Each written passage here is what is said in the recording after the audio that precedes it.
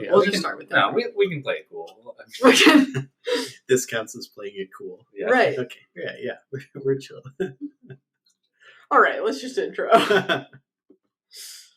Connor, do you want to do the honors? Yeah, our guest today, Jean-Luc Watson, PhD student in security and hardware. And Embedded systems, exactly. all sorts of good stuff. Yeah. Is it your fifth year? No, my 6th year. 6th year. I know. Yeah. You got to watch out because it kind of creeps up on you a little bit too fast. You blink and it's... Bam, 6 years in, you're like, what did I do? A wise 6th year in our lab. Yeah. We all turn to for advice. Sure. Yeah. A varying quality, yeah. Yeah. I think that pretty much sums it up. No. Yeah. I've been around for a little bit too long, but I'm getting towards the end of my PhD, so... Are you graduating in May? Yes. That's the plan. It can never be certain, but that's the plan. Have you done your quals?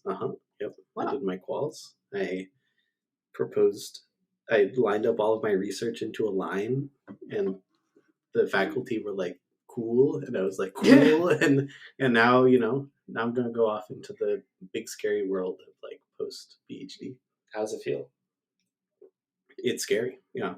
I mean, because it's like, I've been in school for like 20, not 28 years, right? Like, but like 23 or something, right? I've been in the Bay Area in school for like 11 years.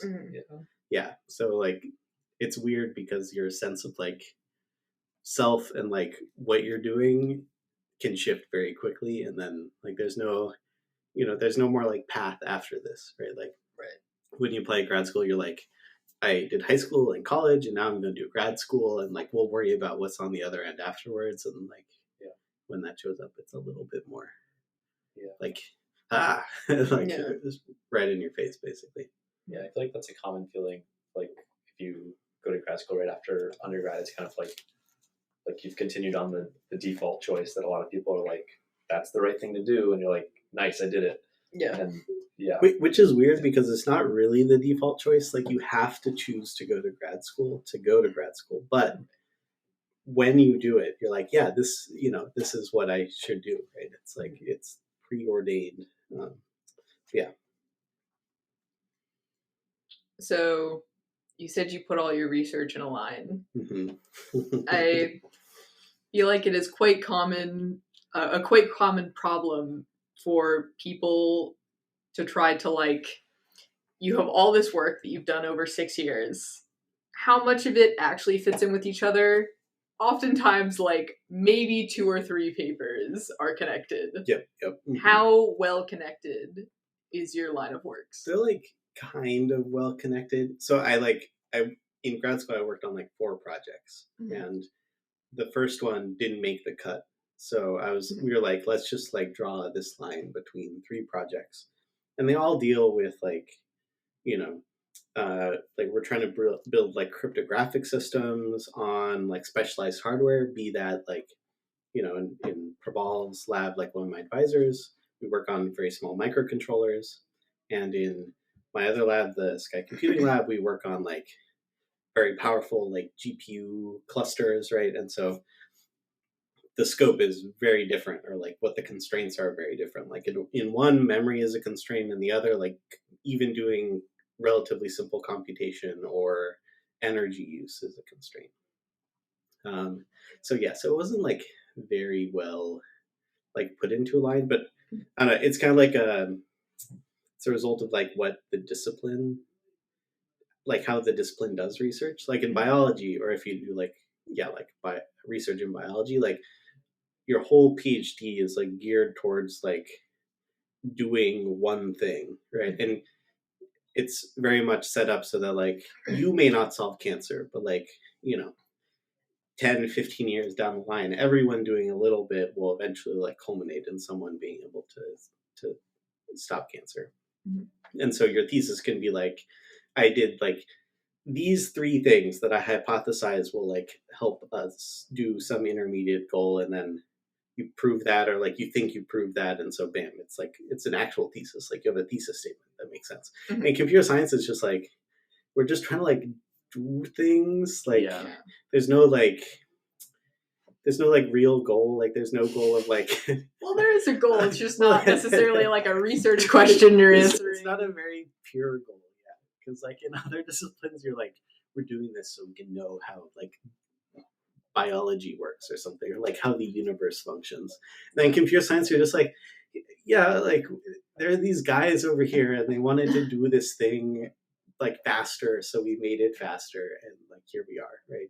Yeah. And if you do that a couple of times, you've done a lot of good research, and you should get a PhD based off of that. But it's like what's the thesis statement that underlies it, right? So, so I don't know.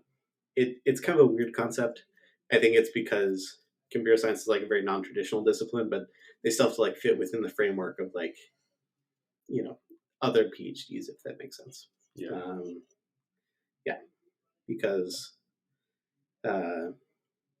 it's not like, like I have 3 projects, they're all good research, but they don't like, you can't or like I didn't combine them to solve like one problem. That makes sense. It's not. Yeah. And the spectrum of just like the thesis in general and how much people care about trying to combine it is pretty wide. Like some people, it's just staple together 3 papers, and other people like, try and come up with a cohesive story and make it all flow. It's going to be really interesting because I feel like for either of my advisors, and I won't name which one is which, but like I feel like one of them has a more traditional view of a thesis as like you have to like make it all a piece of a puzzle, and you have to have like some insight that's going to connect all of them, right? Like you apply the same technique like 3 times to different problems, or like all of these things are examples of some phenomenon you're trying to capture something. So that's like one version. And then on the other side,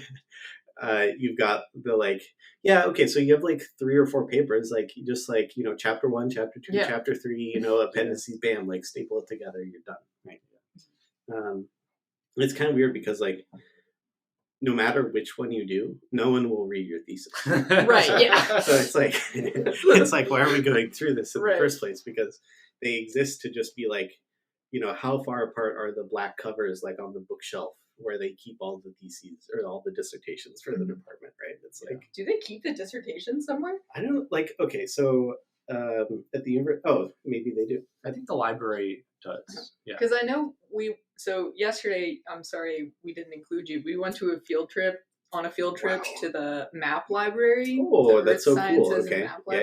Yeah. Can you just like pull out random maps and look at them? Okay. Yeah. So that was the goal that I had, was I wanted to find some like really old maps, because Berkeley tends to have some really old books. Were these maps of Berkeley?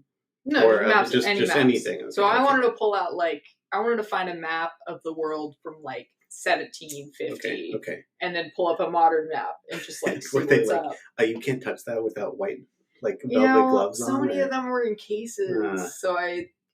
We found some cool stuff. Okay. But not quite what I envisioned. But what I meant to say is that in the library they did have a ton of dissertations. A whole wall of them. Yeah.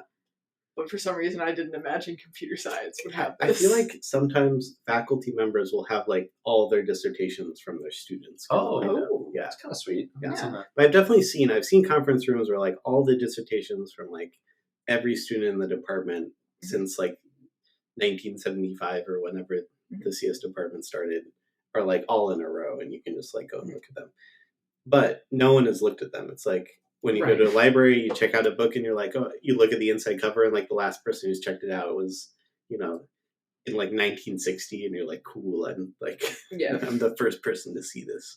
Yeah. I actually really like reading thesis intros, like the background section of theses. I feel like is like one of the very few places you can find very cutting edge research kind of like summarized in a distilled down, understandable way. Yeah. And like the rest of the thesis will be really like in the weeds, but like, if you want to like learn about, I don't know, like background in consistency, that's very state of the art. Like Natasha's thesis, like the beginning of it is on consistency models that aren't really covered in textbooks and stuff.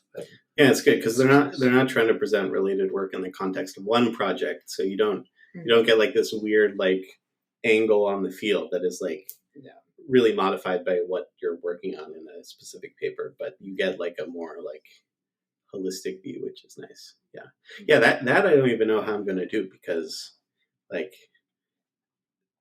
like two of the papers are in like, well, they're all in like crypto systems, but it's like one of them runs on mobile phones, like two of them use GPUs, and like they're all different like cryptographic primitives, so I don't know. Yeah, you just be like, there's this thing called cryptography. People really want to encrypt stuff. We don't really understand why, but like we'll humor them because it's a good source of problems. Because we got nothing else to do. Yeah, it's like, it's like you could work on LLMs or you could work on cryptography. Like, right. Pick your poison, basically. All these weird people want us to jumble up all their data so they can't read it. It's just insane how they want to change everything. Security has use cases too. Okay, no, that was one of the rough things. Not to like completely diverge, but we're all about diverging. Yeah. Oh, sweet. Okay, it's a free rambling conversation. When I started grad school, I was like, I'm gonna specifically do like security for embedded systems, right? Because like everyone writes articles like in Wired or in like Popular Science or whatever. They're like, IoT security is so bad, we got to fix this, right? And then, but no one ever says like what's actually wrong with it, which 95% of the time is just like they need better passwords. Right? So if you don't print the password on the back of the Wi-Fi router, then like, or if you force someone to change it, for example, that gets rid of like, 80% of things. And if you allow, like, if you have like automatic updates for security patches, that's like 15% on top of that. So like, yeah, I can't think of a field with a wider gap between like the academic cutting edge and like practice. It's like, academic security is doing all this like incredible fancy it's insane stuff. Yeah. And it's like, and this will be really good once people, don't reuse their passwords and don't like give them out to people and all this other stuff. Exactly. It's like everyone else is like drowning. They're like, but people just keep reusing their passwords, and we're all like, guys, what if like, okay, so there's like 15 people sitting around a table and like 7 of them have like half the password and 8 of them have the other third of the password, right? And you can add them up to get the right. It's just like, it's not quite usable, but that's okay. Yeah. How did you get into the security game? It's a good question. I don't know. I don't know how this happened. I think. Oh no, I do know how this happened. Okay, so I did some I didn't really do any security in undergrad because we had like 2 security classes, like a basic security class and a cryptography class. The basic security class I actually liked a lot. Like we did a bunch of like cool stuff. Like we had a whole assignment where it was like buffer overflows and stuff. You have to like look at assembly and try to like break things. It'd be very satisfying to like run your script and like everything turns into a root shell, right? So I was like, okay, I like the puzzle solving, like trying to like game it out kind of aspect of security. I did a couple internships where I worked on like cybersecurity, quote unquote, but it was really like a lot of like AI almost. It was weird. It was like, oh, you're a cybersecurity intern, and then I'd be like, cool, I'm training neural networks on like something. But like, everyone's got you trained on a neural net in the end. I know, it was insane, but that's okay. Trying to like predict patterns that are likely threats. Yeah. So there's a paper at Berkeley recently on like Julian's paper on, if you look at the time between when someone like types a character in SSH, you can very quickly tell if it's the person you expect or someone else just based on their typing behavior, right? So it's like, but that you can do. You train a neural network to figure that out, right? That's nice. It's like there are a bunch of security applications for that in terms of like anomaly detection, where it's like something's not right. I don't really know what it is, but like I can just know it's not normal or something. That's very classic. So anyway, they had me doing that. So, and as a master's student, I worked on an embedded operating system. So I was like, great, what have I like done before? Embedded systems and security, and I like kind of smushed them together, and it like, I think it's like a good idea. It's just very hard to find like specific problems you wanna target, right? So, what is an embedded system? That's a great question. Yeah.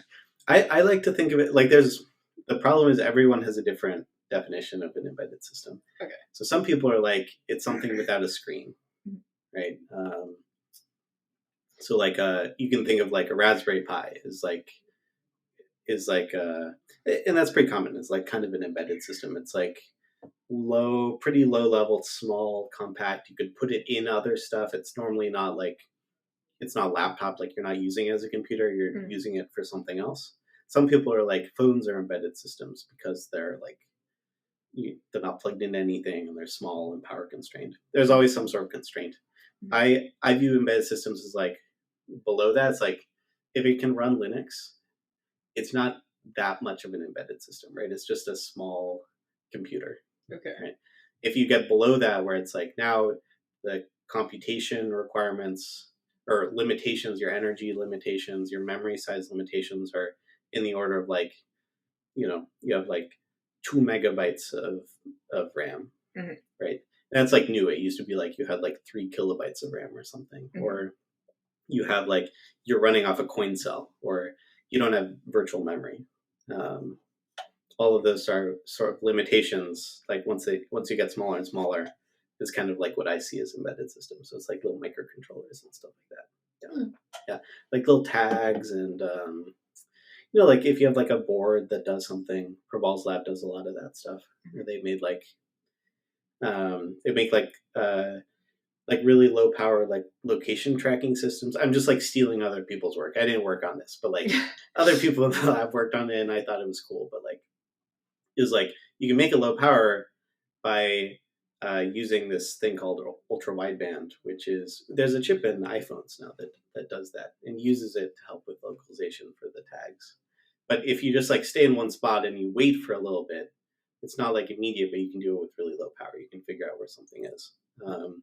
Or if you want to detect when like power outages happen by like plugging sensors in the wall and kind of detecting when they go out.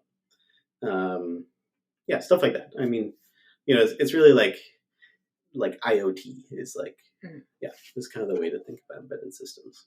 Do you have a favorite embedded system? I don't know. Tier list of embedded systems.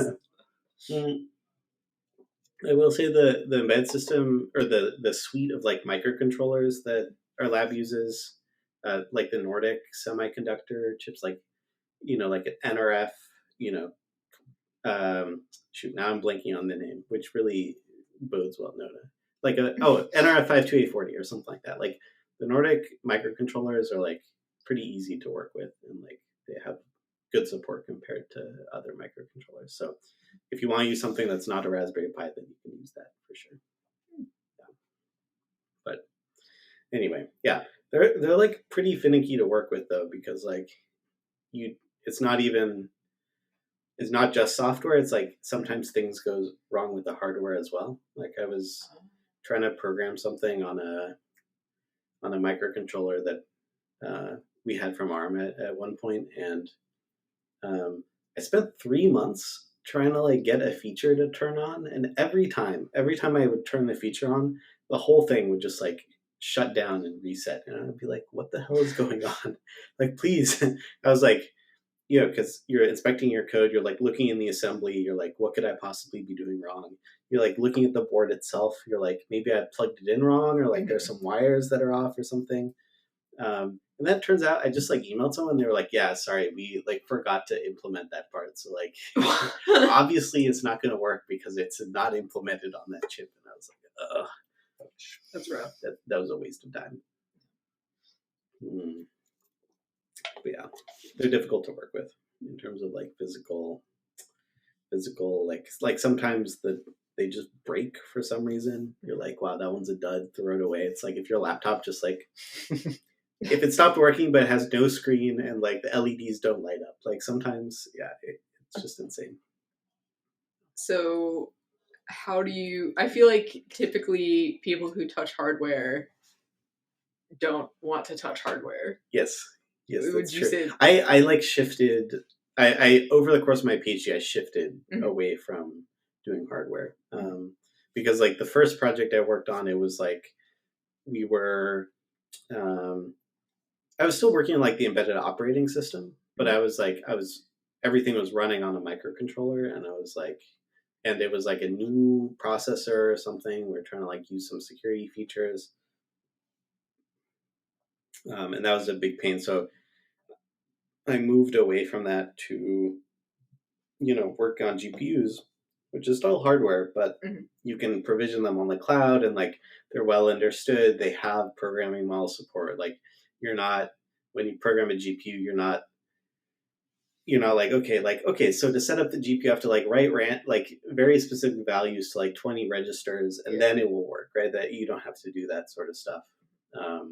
So I kind of moved away from doing hardware. Even our like most recent project with like, we made a really cool network of like, in the future, like someone's phone could like walk by a sensor, pick up data, and then walk somewhere else, and when it gets to a Wi-Fi node that it knows, it'll like upload the data to the cloud or something.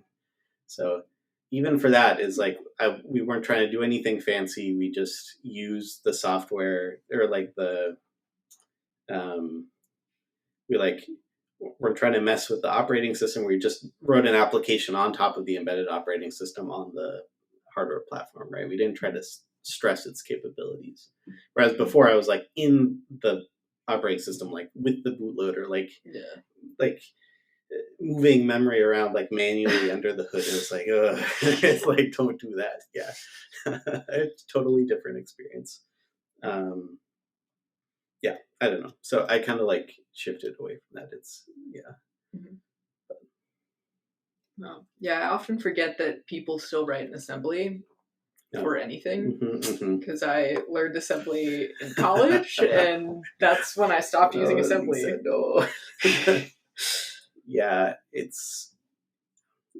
I think you normally don't see assembly too often now. It's just in embedded programming when it's like the bootloader is something that you have to mess with. Yeah. Then you're like going in there and modifying stuff. But thankfully for me, it's like, it's been surgical. It hasn't been like write a whole application in assembly. It's just been like, okay, so like I need to disable this check for some reason. So I'm going to go in and like, figure out what assembly instruction it is and just like replace it with something that like auto sets a value or something. Yeah. It's like, it's a little bit better. Yeah. So are you on the job market now? I guess so. Yeah. What sort of roles are you looking for? That's a great question. I don't know. I've just kind of started to think about it. I think it's like in my head, I was like, until Christmas is like, I just like try to finish my research, and that didn't happen too well. So like post Christmas is more finishing research and writing a dissertation. But like in the spring is like find a job time. I think I don't know. I think I want to find somewhere in like, R&D, somewhere in industry for sure. To like work on some projects that are like the reason I started a PhD was like work on cool projects, right? I mean, that was the main thing. And also to be able to work on cool projects later, because I guess part of me was worried that like it'd be hard to like break into those kind of things if you don't have, expertise in some area or the ability to learn quickly, right? And I didn't really want to get shunted off to like, okay, now you're working on software development, you're like making a button or something. Yeah. Although you probably have interns to make buttons, but I didn't really want to do that. And so that's kind of what I'm looking around for. I met a lot of grad students in Berkeley who were making buttons at a company and wanted to get out of the button game. Yeah, exactly. Research. Oh yeah, I totally feel that. To be fair, I also know grad students who currently work on making buttons, and they love it. Like after grad school or in grad school? In grad school. In grad school. Because they started doing web dev for stuff to like help with the, advertisement of the project. And then they were like, oh, I love web dev. It's kind of like this, like, I know it's bad for me, but I also like it kind of thing. Yeah. I think that's going on because compared to grad school, working on making a button is very concrete. Right. You can see the results immediately. Yeah. There's people have made buttons before. You don't have to worry about like the existential like angst of like, will I ever make a button? Does the button even exist? I don't know. Yeah, exactly. It's like making a button a good idea? Right. can I make 2 buttons afterwards? Like, Will Yeah. my advisors say that these buttons fit in with my other buttons so I can graduate? Can I put a line through the buttons? Yeah. So it's like, yeah. So in that vein, I can see it being very appealing. I'm doing this. Have you heard of this thing called Advent of Code? Mhm. Okay. Yeah. Oh, okay. What is Lisa. Wow. Okay, great. I get to explain it. Perfect. Okay, so it's a bunch of programming puzzles. They have some sort of like kind of cute, like a little cheesy like frame narrative kind of around them where you're trying to like save Christmas or something. Love it. But every day you get a new puzzle. It's kind of like a 2-part puzzle. It's just like a little programming problem. And they get more and more complex as you get closer to Christmas. And so you can like show up every day or every couple of days and kind of work through some programming problems that like make you feel good, because if you get the right answer, you get a little star, and then you're like, Oh, that sounds kind of fun. yeah, you should look it up. I've been doing some of them this year, but Are you doing it in like a fun language you want to try out, or I've just been doing it in Python because I've never been able to like, or I always lose steam. So I'm like, this year I'm going to like do all the puzzles, right? Yeah. Some people are like, I'm going to learn a new language. I'm going to do all the puzzles in it.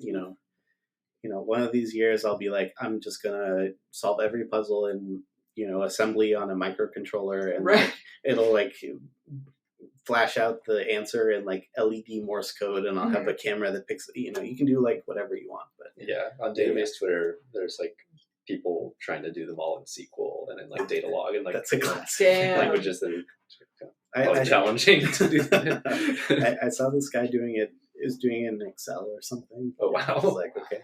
That's great.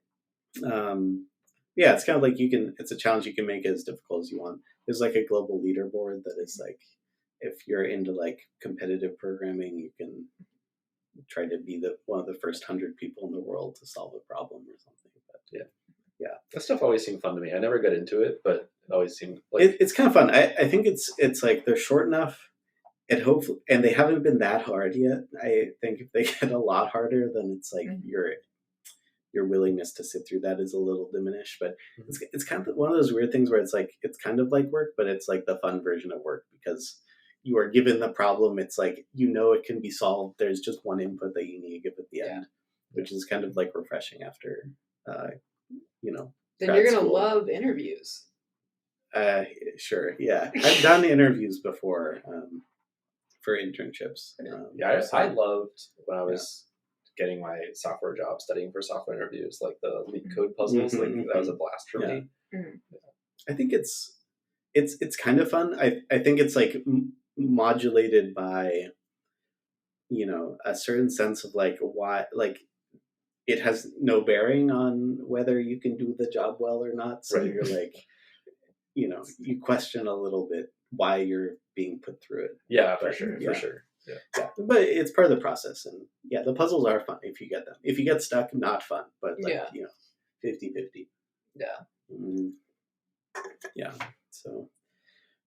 So I guess like Advent of Code, and like I'll have to do some lead code puzzles, get all revved up. The funny thing is, I think for that particular part of the like job process, I probably would have been more prepared to do that 6 years ago than I am now, for sure. Yeah. Because it's like you don't use any of those skills. It's like, how recently did you take undergrad algorithms? Yeah, basically, yeah.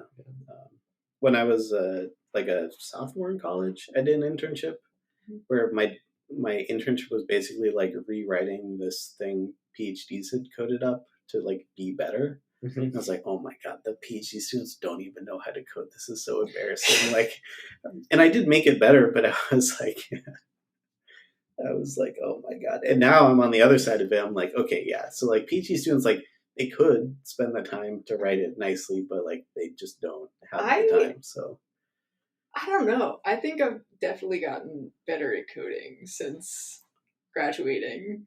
Okay, so I do agree that a lot of people's coding ability goes down in their PhD. Because a lot of times in their PhD, people realize that they don't like coding, or they went into a PhD because they didn't want code. So I get that side of it, but there's also like, I don't know, my advisor is quite interested in open source and like having clean code. And I don't know, I think when you have to like start a repo from scratch in undergrad, that would have been incredibly daunting for me. Mm-hmm. But now it's like very exciting, and like thinking of like what all the abstractions would be is like super fun.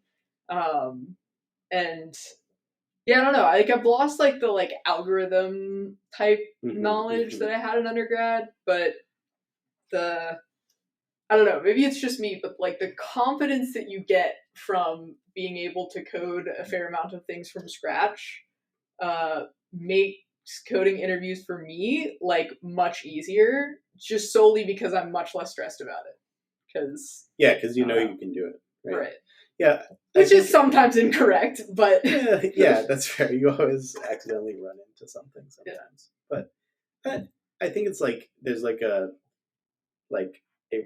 I don't know, I don't do AI, but like a reward function to grad school almost, where like if your advisor is bought into the idea that working on an open source project is progress, then it's great, because then you should spend time making your thing more usable and like get like traction with the open source community, get other people to use it, and it's all super valid. It's like how do you make your like academic research project have more impact? It's like you get other people to use it, right? Yeah.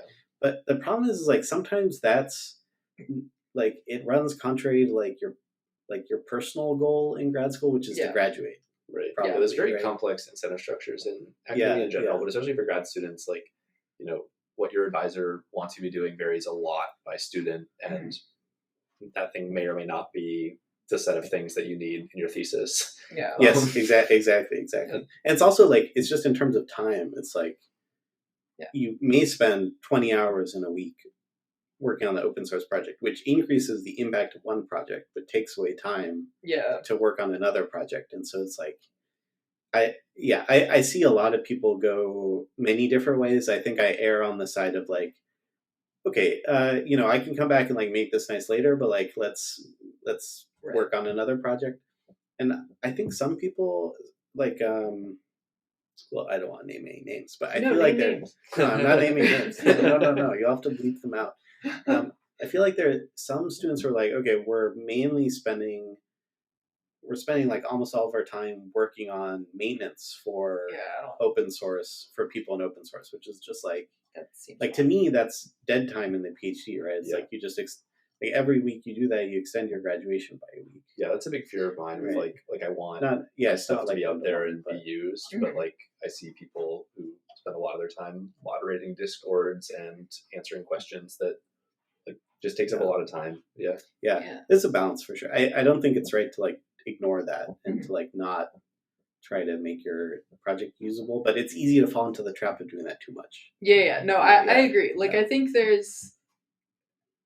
I don't tend to agree that every single project you do, you should spend a lot of time with like the open source. In fact, I would say most projects you should spend a few days making the code runnable, publish it. That's it. When I get if your work does get a lot of traction, it can be really exciting, and so you want to spend a lot of time like making. And this is also coming from someone who has not had this happen. No one has been particularly excited about my work.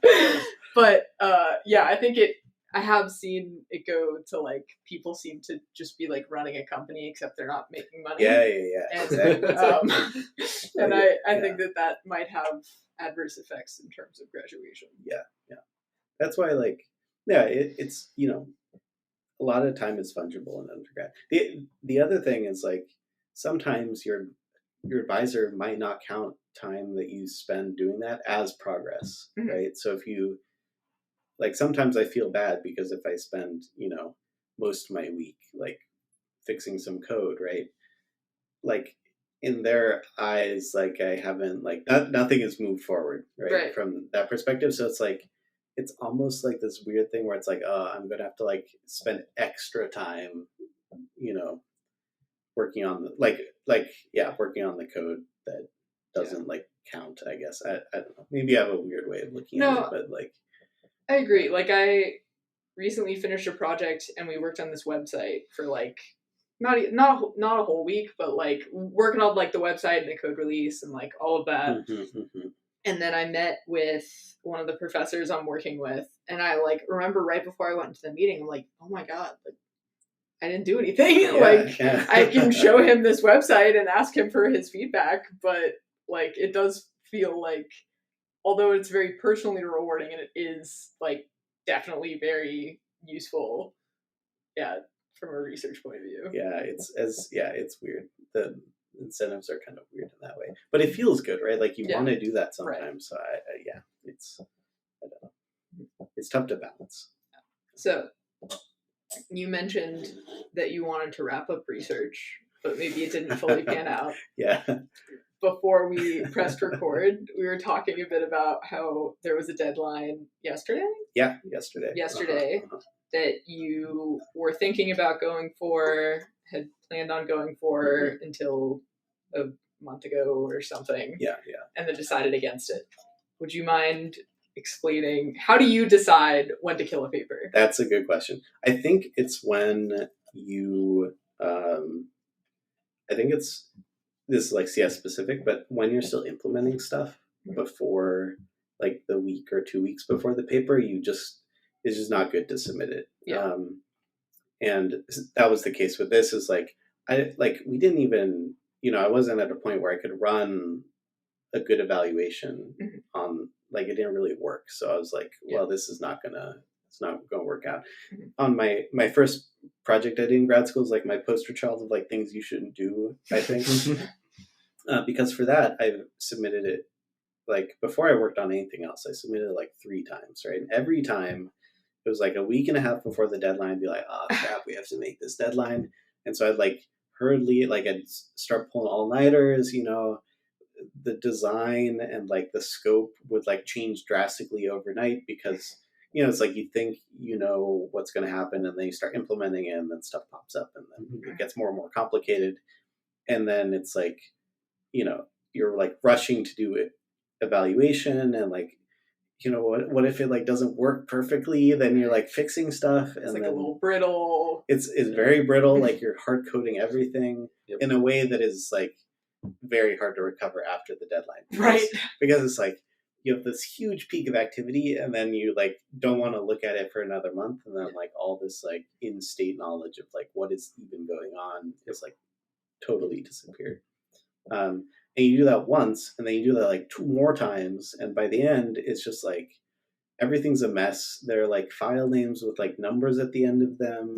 Like, like I have like eval output in like CSV files. I don't even remember why I was doing it, but like there's like a cryptic comment at the top of each of them, and it's just really bad, right? It doesn't even after that, when you submit the paper, you're like, I don't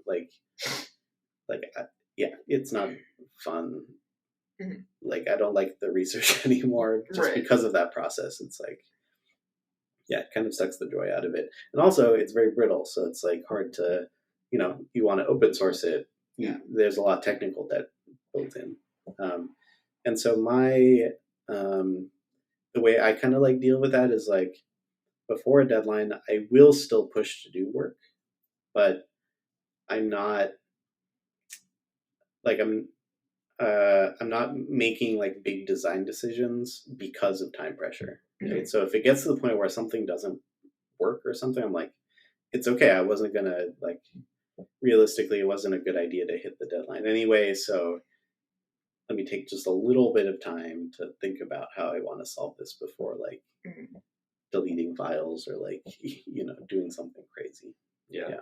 So, because like deadlines are good forcing functions. I need like an external forcing function to do things. I do in some ways like deadlines, and it's a really good way to kind of structure your time and pick the times you're going to push hard and the times you're going to chill more. Exactly.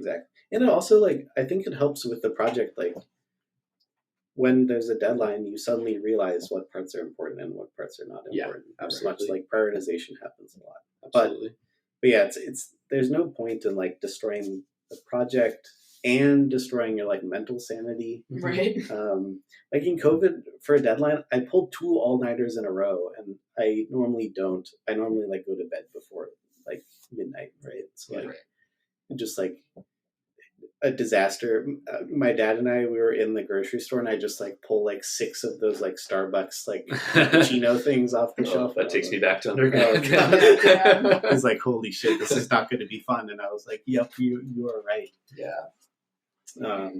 But yeah, it's not worth it. Yeah. It's totally not worth it. Yeah. I feel like if you can like fit the right tasks into the thing that you're going to crunch, like for me, I try and like have the writing be the thing that's left to do in the last week. Yeah. And like, at least that way, like if you kind of really didn't have enough time for it, it'll just be written a little bit worse. Like there'll just be sections that are like not that smooth, or like, and like that's not the end of the world. Like, and like that's easy to repair later in revisions or in a resubmission. But for example, if you don't have the evaluation done and you submit it, I've gotten this comment where from a reviewer that was like, it looks like the evaluation was rushed and is half done, which is true. It was rushed and half done. Right. And like, I don't need a reviewer to tell me that. Right. Yeah. Especially because I know they're not going to accept the paper if everyone, including myself, can see that. Right. So when you like submit a paper, it might not get in, but you at least want good feedback off of it. And if you don't get good feedback, then like what is the point? Like, what is the point of putting it to peer review if the reviews are going to have things that you already know?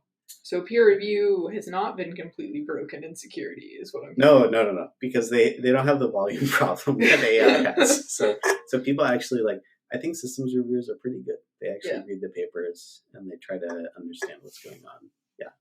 I've only had a couple reviews, and they're always like, the really bad reviews are always positive reviews. It's always like slightly negative reviews that are like 3 pages, and then like really positive ones that's like 1 sentence. Yeah. You're like, well, okay, I can see how this is going to go because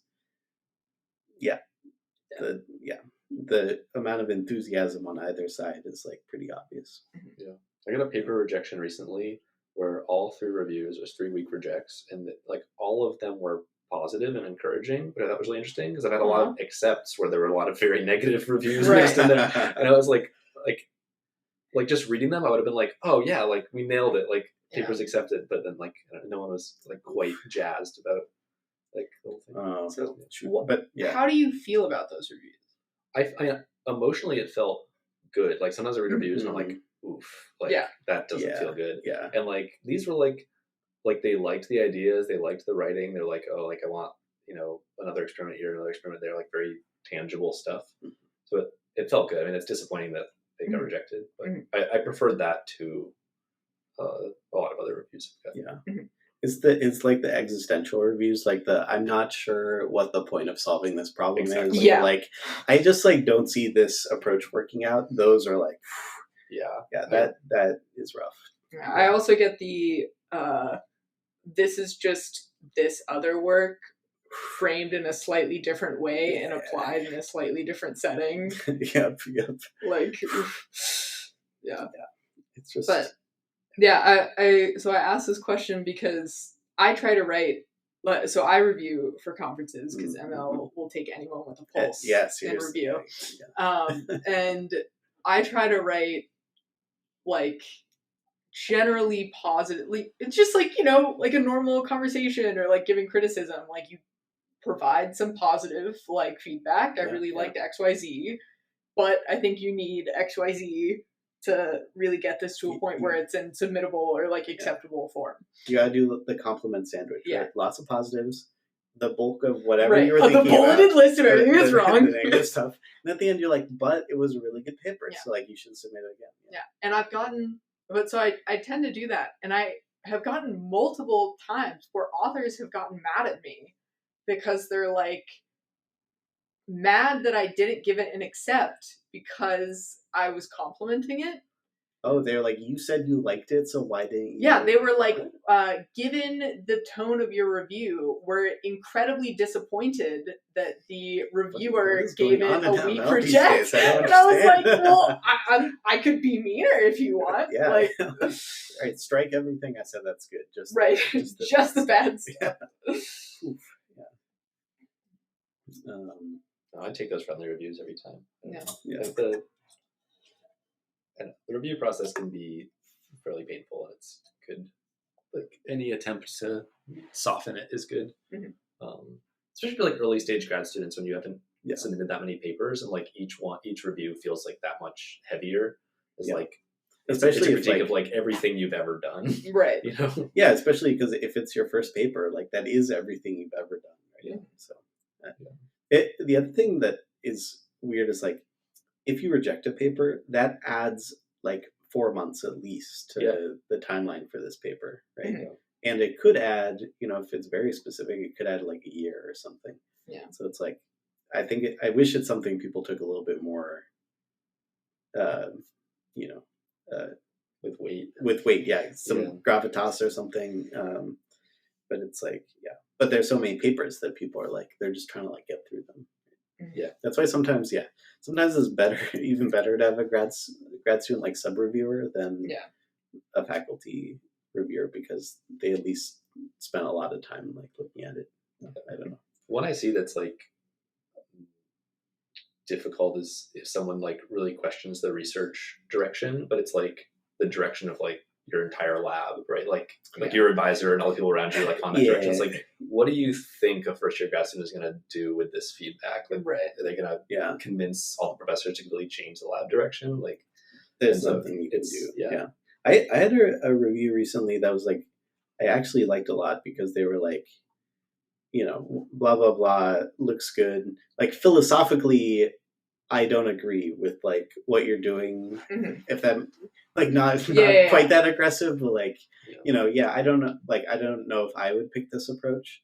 But that didn't, they were like, this is separate. This is not part of like, whether I want to reject or accept the paper, which I thought was good. It's kind of like, if you put your personal feelings aside a little bit, then, you can evaluate a little bit more fairly. On the flip side, I've gotten reviews where someone's been like, this seems too similar to prior work. Have you cited any of these like 10 papers and like 6 of them have the same like author in them? I'm like, okay, I see what's going on here, but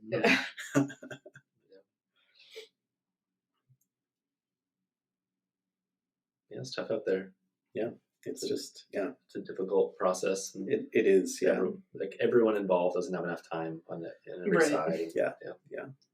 So it's just, but then like the grad students are the one. Well, the grad students have time, but they're the ones who like, see the reviews and then like, you're either happy or you like go cry for like a day or a week or something. And I don't know.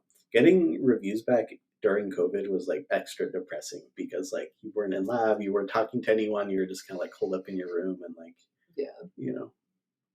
I don't know. It was rough. Sad. We both dodged that joining in 2021.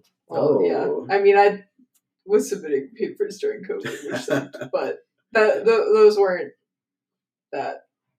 I submitted my first paper in fall of 2020 and just been like alone in my room writing this paper, and it got like all strong rejects. I was like, oh that one's not good. But that's okay. I don't know, it can be varying levels of stress. I think I lucked into a couple of advisors who like, even if like your first paper takes a while or like you get some bad rejection on the paper, it doesn't like, it doesn't reflect on you as a person, right? That's the most important thing. But So how would you say, like, if you had to like rate your years of grad school by your mental state? Interesting. Which ones did you enjoy the most? That is very interesting. I think one was like neutral because I was just maybe a little exciting. Like I was just starting off grad school. There are a lot of people around. It's kind of like it gets more sad because like the people like are graduating, and so like it's difficult. It just makes it a little bit sadder, but it was fun. Like you're learning, there's a lot of like youthful optimism. You're like, ooh, the best program ever. And then year 2 was like, sophomore slump year. That was horrible because I was just like, I was just trying to like work on this paper and it kept getting rejected. Yeah. And then so that was 2018, 2019, 2012. Okay, so year 3 was like probably the worst because it was like midway through, it was like bam, COVID, right? Oh, yeah. And I was still working on this paper, so it was worse because like I couldn't talk to anyone. That was bad. But it kind of like recovered a little bit at the end because I finally I started working on another project, and that project went pretty well and got that published. And then year 4 was 2021. Yeah, year 4 was like fine. I think that was better because I was working on other projects. Mm-hmm. And then year 5 was like mixed, let's say, because I like participated in like this big strike, and like that was like that I basically like couldn't do any research that semester because not only was there the strike, but beforehand there was like so much extra work that went into it. Yeah, all the build up.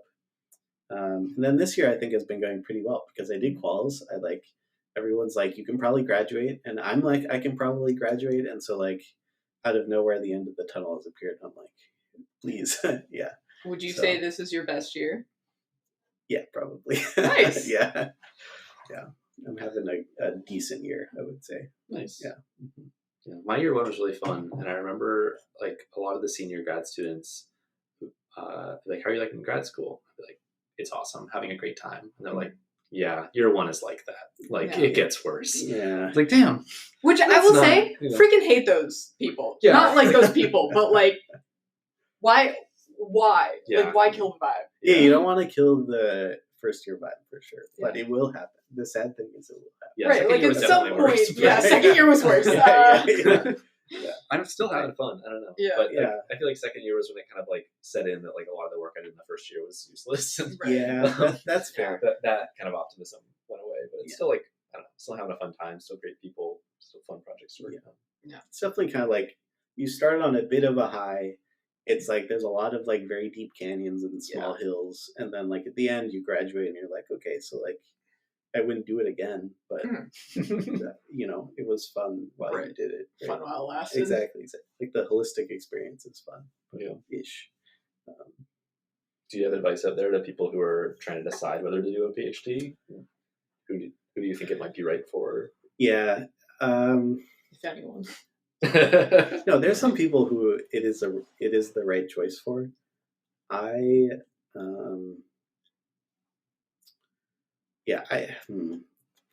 It's like in my head I know that there's some like there's some someone out there. I think like, okay, maybe the advice is you gotta be very internally motivated to do a PhD. To have like a great PhD, you gotta be like extra internally motivated, right? And it's not something that you can like, it's kind of like, I don't think it's something that you can kind of discover along the way. Like maybe a few people do, but like I feel like you have to have that drive before you start the PhD, or else it's very difficult. I don't know. So my advice is like, if you would work on the problem anyway without doing a PhD, then you could probably do a PhD on it easily, right? Mm-hmm. Like I didn't have that when I started grad school, I don't think. And I still made it through, right? So you can still make it through, but it wasn't like, I didn't have like the world's best time at all points, right? I feel like if you're like there's a problem that's very personal to you, or that you like love to work on, then everything will fall into place, I guess. I don't know. Maybe. What percentage of grad students do you know that you think like really like grad school, or like are? I don't know. I feel like I'm particularly cynical about grad school in some respects. So maybe I'm a bad person to ask. No, you're the best person to ask. The best person? Okay. I think like 10% of people in grad school have hit that. Yeah. Yeah. I think it's pretty, I think it's pretty uncommon. But, I don't know. I'm definitely not in that category. I'm in the category of like I could do it, but like, it was rough in there in the middle. Yeah. But sorry to be depresso about that. So we'll move to a lighter topic. Oh, so light. Okay. Yeah, so you mentioned that there was a strike. Did I? Ooh. Oh no. We don't have to go into it too much, but I feel like it would be fun to, maybe not fun, but you played a really big role in the strike. Yeah. So So I was on the bargaining team for the grad student researcher union among all the UC schools. So through some sequence of occurrences, mainly things that involved me not being able to say no. I ended up being like, I don't know what you want to call it, like one of the not like a ringleader, but like more of a definitely a leader, like an architect, some sort of a leader in it, and so that was a lot. I don't know. I think it was a really important part of my PhD in terms of like, like I don't know, more of like a service aspect or like an impact thing, right? It's like, I think I've said this to Connor maybe a couple times, or maybe Lisa, but like I work on papers, right? 100 people will read the paper, maybe, right? But the union stuff affected like 19,000 researchers in the UC system immediately, right? And we'll continue to, and we'll keep building on it. And so that's like way more immediate, substantial impact for grad students. Right. So So I didn't mind taking like a semester, like, let's be honest, like a little bit more than a semester, like working on that, because it was very different, but it was also very rewarding at the same time. Right? It's like, now we have like, we get paid more, which is nice. There's a ton of other stuff. We have recourse for harassment or abuse, or we have like reasonable limits on workload, supposedly. And there's a lot of stuff. We have childcare. We have like maternity and paternity leave. We have like long-term leaves. Whatever, the list goes on. But all of that is like stuff that was just like kind of implicit before we went on a unionization campaign and like had a strike, and like, so to see that happen was very nice. I was a big fan. In my dissertation talk, I think it will be like 2 projects, the union stuff, another project or something to like put it in the middle, because it was really a big project. Were you ever worried about the potential ramifications that would come for you being like such a, like the face of the strike in a way? I not really. I don't think, because it's like, I mean, there's a, it's like protected by law, first of all. So like, I wasn't really worried in that sense, but there's also like the kind of like, is there like a social consequence, or is there going to be a consequence with your advisor? And for some advisors in the department, there would have been a consequence for sure. But thankfully, like both of my advisors were very supportive, and like they understood what was going on and were like, okay, right? Like, I think that, to some extent, they've also been grad students as well. Anyway, so I think there are some ramifications, but it also kind of depends. Like, if I was going to do the academic job market, like, should there be ramifications for being like very publicly a part of a unionization campaign? No, there shouldn't be. But will there be? Yeah, probably, because I think a lot of faculty member at other institutions don't really like it. I can see. I get their viewpoint. It's like, it's a lot of complexity, and like, now you don't have a lot of control over what's going on, right? Like, your funding gets stretched a little tighter, and mainly there's like a loss of like, how you do things in terms of like managing your lab and doing research and stuff like that.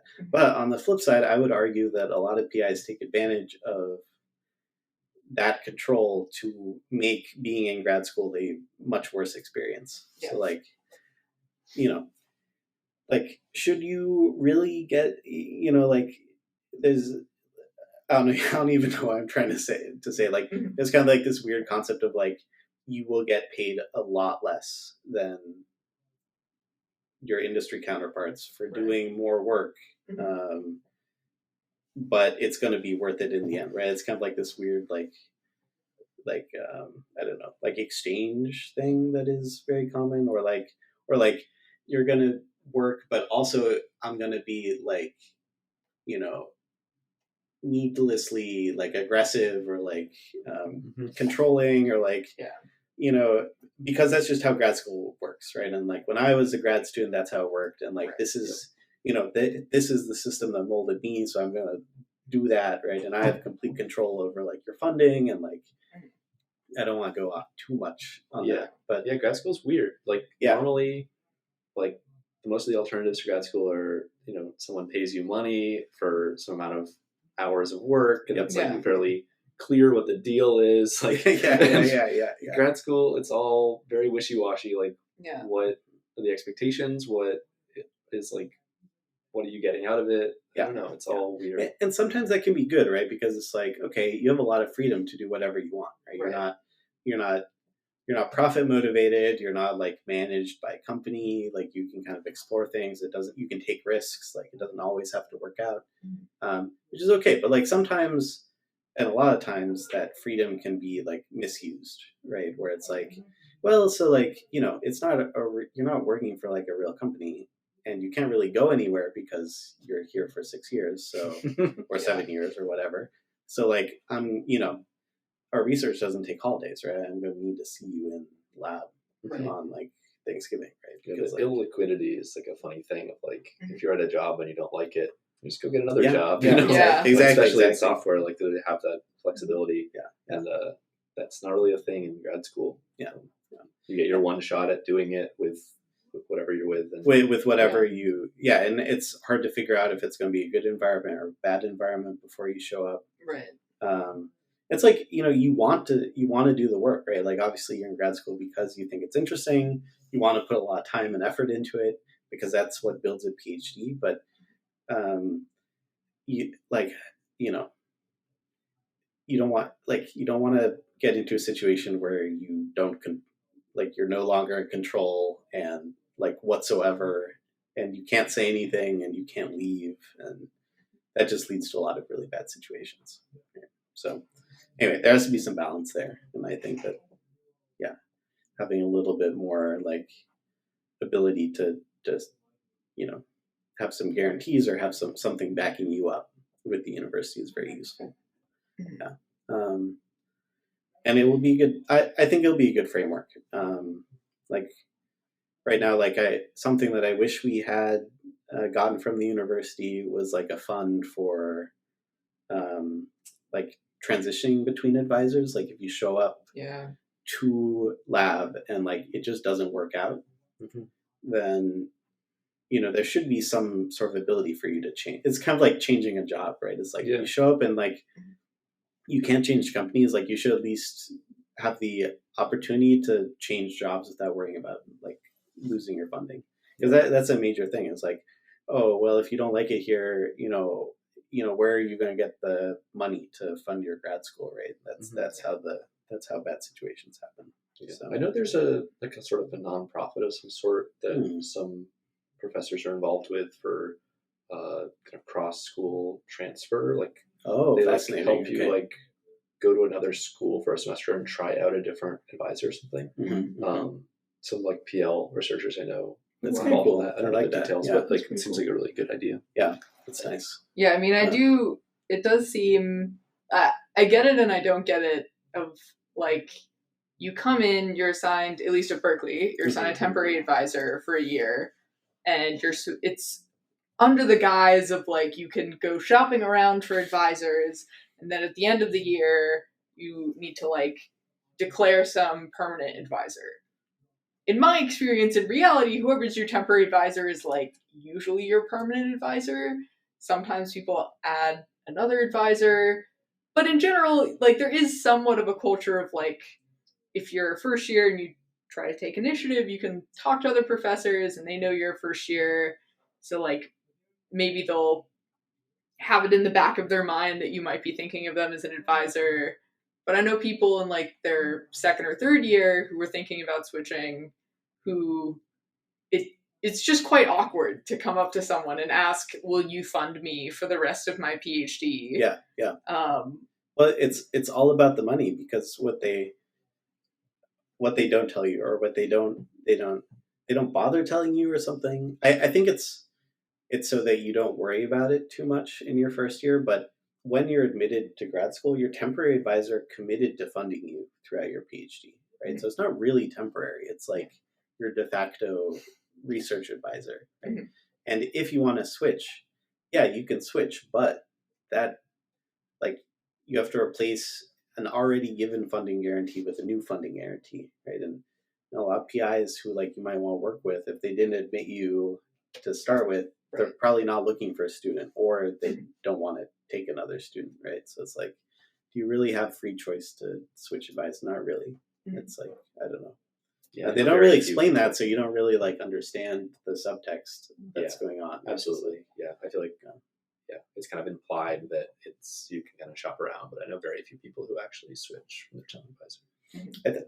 I think I've known some people who switch, but it's like, it's a very gradual process where, like, at least at Berkeley, where you like, oh, now you have two advisors, and like, oh, suddenly you only have one advisor. You know, it's kind of like a, you know, like you osmosis over, which can work. It's just like, it's not guaranteed at all, and it's like it's just really hard. Right? Yeah.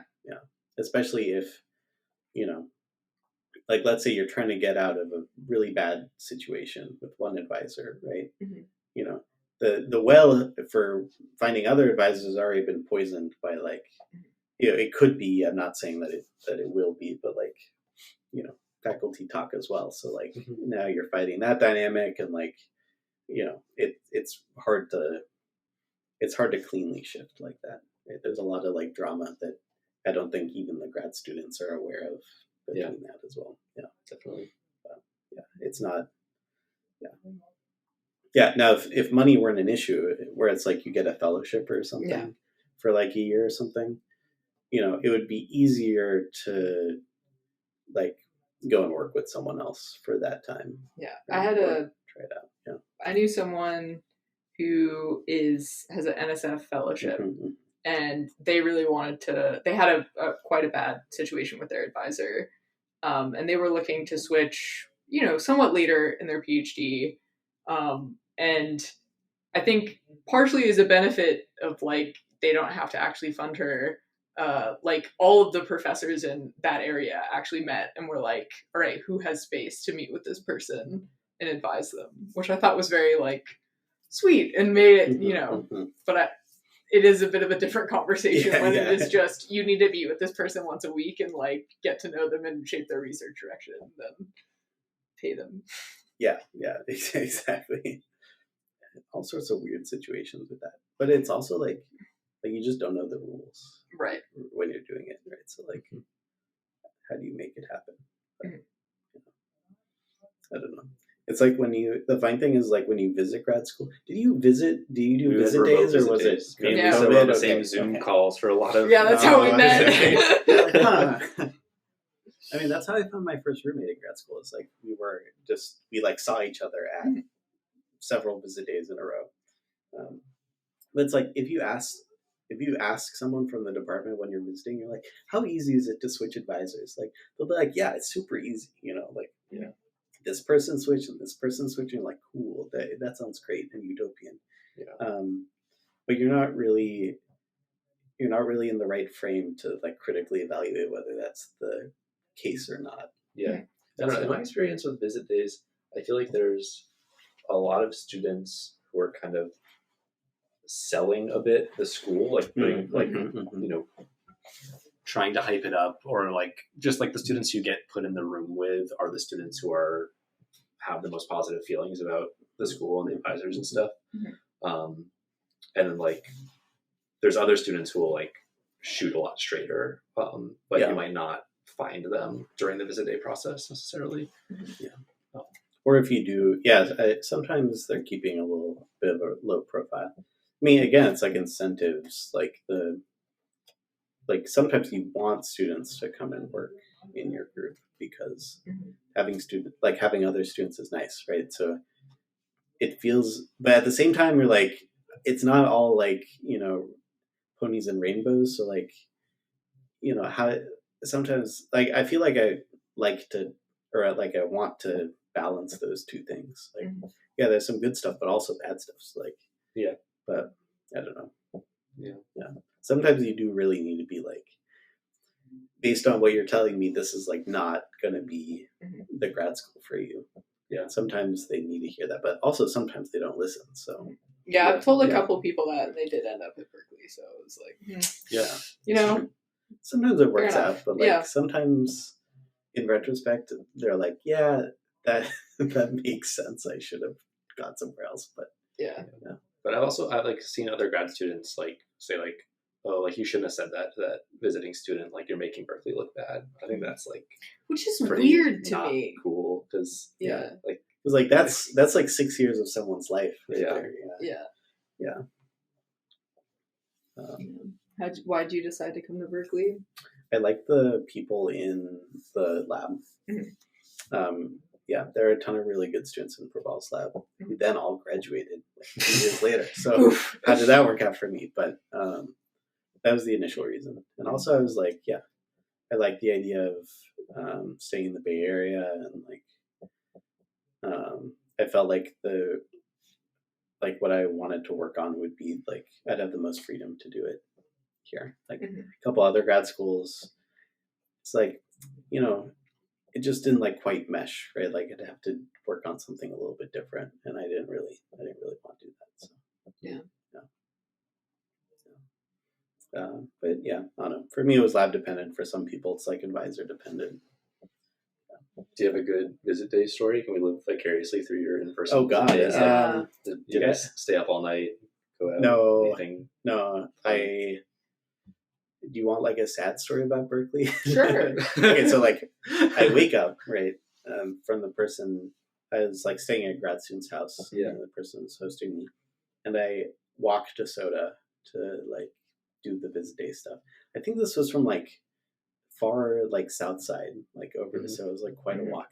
But it was like the most fog I've ever seen in Berkeley ever. Like that day, I was like, holy shit, it's like this all the time. It was like super dense. But I'm walking somewhere in Southside, and I just like look to the side, and there's just this guy taking a dump, like right there. Wow. And I look back, and I'm like, oh no, this is really Berkeley. And like I keep walking, but I still came here, so like it didn't scare me off too much. But I've never seen that again either. It's like it's not super common. Yeah, it was like a once in a lifetime occurrence of like fog plus a phantom shitter. And I have to beat that one out, but depending on like what the age rating for this podcast is, but that was pretty much it. I don't know. You missed out by doing the virtual visit days. Big time. Yeah. I mean, we would have gone in person if we could have. Yeah, that's true. Instead, we played like online puzzles. Zoom and stuff. It was bad. I mean, some schools did like kind of like Gather Town that was like slightly better. Like it's not the same. Like like Justin ran Berkeley online visit days that year, and like I think he did the best he could. But like some schools, literally, it was like every student in one big Zoom call, and you're just like, okay, like this is a disaster. Online visit, it's just not the same. But you can't have any straight conversations with anyone either. Really. Yeah, it was terrible. Like it. Normally visit days like a fun time, and like I just had a week straight of Zoom calls. Like it was also it sucks because they like a lot of the students I was set to talk to were first years, and I'm like they were like, so I spent my first year at home because it's COVID, so I can't really give you a good gauge of what it's like. And I was like this was useful for sure. No. Okay. I think Berkeley and Stanford for sure like having in-person visit days because they, at least when I was doing it, they like schedule it so it's right after like Carnegie Mellon and MIT is like super cold, and then you show up on the West Coast and you're like, Yeah, I'm sure CMU yeah. was like virtual visit days is actually not that bad. yeah, they're like, let's do that again. Yeah. No, they're nice. They have a nice campus. Yeah. It's just very No, CMU is nice. But yeah. Plus, you can, we had dinner at like the top of the stadium. What? Yeah. Damn. Yeah, you Oh, did you not do that last year? No. Well. Oh, because I like hosted students, so I got to go to the dinner. It's pretty nice. Yeah, it's like wow. Well, it's a nice view. Yeah, I've only been in the stadium once. That was orientation for undergrad. Oh, so yeah. It's nice. They kind of like wine and dine you. It feels nice. It's nice being wine and dine. Yeah. Yeah, they like sent me a water bottle and like a Zoom link. Did they send you a yeah. DoorDash credit for Nope. What? Nope, none of that. Wow. Yeah, COVID was a wild time. But yeah, would not recommend starting a PhD in COVID. I don't know. Yeah. If you agreed with that, but I think we started at the best time. Oh, okay. Yeah, like 'cause by it was a long shot. back in person for the first time. Oh, fall 2021. that's Yeah. nice. And Yeah, so yeah, everyone yeah. was super social. Yeah, Yeah. because all the second years have been remote, and like we're getting to Berkeley for the first time, so it was like a double-sized Double class. class. Yeah. Everyone was like so desperate to hang out. It was awesome. It was like so much fun. Yeah. Now everyone's readjusted. They're like, please stop A talking bit, to me. yeah. Number I mean, of parties it's has definitely gone down. It's not as Yeah. lit as it was at the beginning, but I don't know. It's still It's good. still very social. It's still Yeah. fine. We got the Geeks holiday party tonight. Absolutely. That should be exciting. You go into it? Yeah. Oh, yeah. I've heard many things will be appearing. Oh, really? The mulled wine, the keg, Ooh, are we going to try to get someone to do keg stands? I heard there were cake stands last year. I didn't Yeah. know. Yeah. I've never done a keg stand. What is it? Is it I just don't know someone either. hangs you upside down? it's like doing a handstand on the keg, and then you just keep drinking until you can't. Does someone hold you, or do you have to be able to do a handstand? Because No. Someone holds you most of the time. Okay. Yeah. I mean, it's very impressive if you don't need anyone to hold you. That would be. would be a move. Exactly. You should probably practice your handstands for next year's holiday party. We've I got mean, like if you can do 3 hours. We can be practicing. Yeah, Yeah, you we can can probably practice, do it. I could do a absolutely. headstand already, so Oh, maybe shit, it's, okay. you know. Yeah, I mean, the keg has like nice handles that you can grab onto. Oh, It's not- perfect. Yeah, I think I could do it. It's like they're could designed not. for handstands. Exactly. Yeah. I'm not a huge.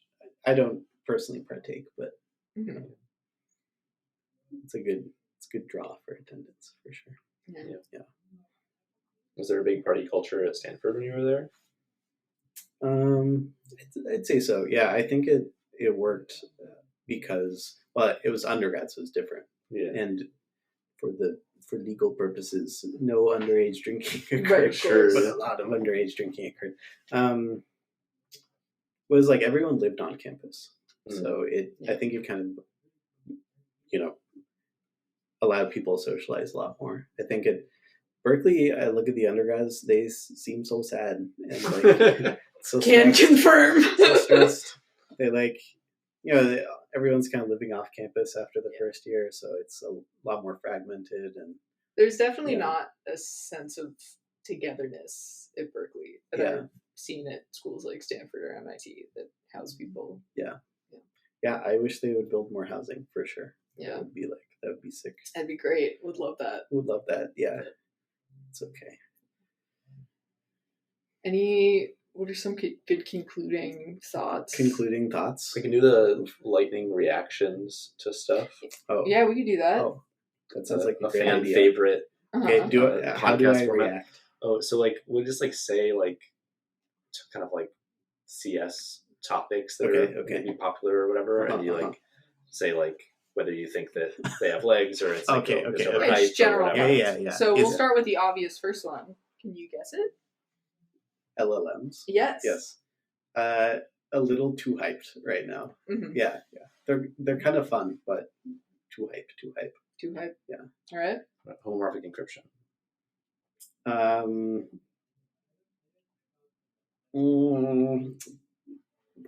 Give it 5 years, I think. Yeah. That one's starting to get a little bit better, but it's still very expensive. There's normally like a better bespoke way of doing stuff. What about multi-cloud? Multi-cloud. Oh, that's a trick question. I can't say anything. No, it's okay. Our labs pivoted in their direction, right? Now they're all Oh, that's true. That's true. I think multi-cloud will happen just because people need GPUs and they exist on multiple clouds. Mhm. I don't think clouds will let that happen very easily. I see. Yeah, I think it's going to be really tough to get like a. It's not going to feel right. It's always going to feel hacky to do that. Almost.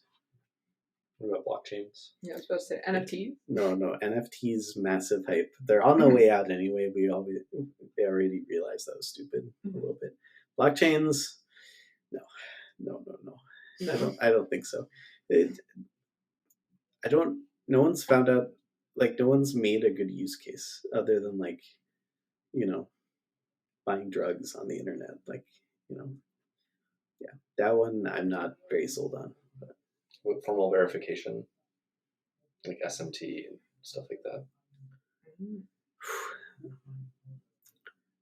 I think I like the idea a lot, especially from a security perspective, but it's very brittle in that every time you change something, you have to redo the verification. So yeah, I think it's not very adaptive. Yeah.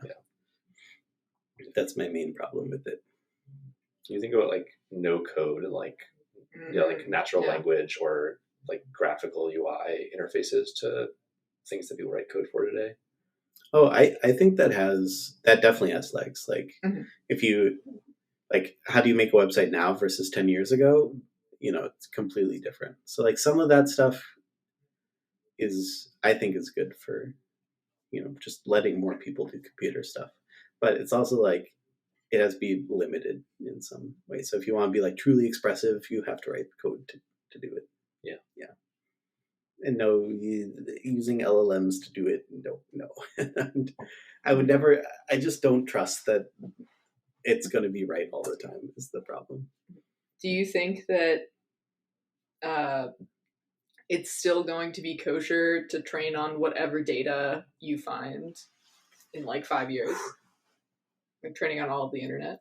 I think so, yeah. Because, two people might be like, I don't think it's right, but then a third person will do it anyway, and then the other two people will have to do it to catch up, right? Now, is it a problem because it's going to create like a gigantic database of like everything everyone has ever done? Yes, but but it's probably going to happen. Yeah. What do you think about data privacy? Like will the technologies in that space like take off? Like, I mean, privacy, MPC. Those are like even more than homomorphic encryption is like 10 years from now. Like we'll see if they're usable in like an actual like internet scale deployment. But honestly, just end-to-end encryption is like, if you put that everywhere, that will help deal with this problem of like building massive data sets of everything anyone has ever done. Because then everyone. It's kind of like everyone owns their data, like, only you can see your data kind of thing. Yeah. Obviously, it's not possible sometimes. And, but I think that helps a lot. Like, the number of like WhatsApp messages that could be put into an LLM like training data set are like super high, but they're hopefully all end-to-end encrypted. So that's not possible. Hopefully, yeah. I hope that's the case, but we'll see. Yeah. What do you think of functional programming? Some say it's on the rise. I don't know what functional programming is. So that's a problem. Do you know about adversarial attacks for machine learning? Yeah, for machine learning. Yeah, I think sometimes they're a little hypey, but yeah. Do you think it's a valid concern?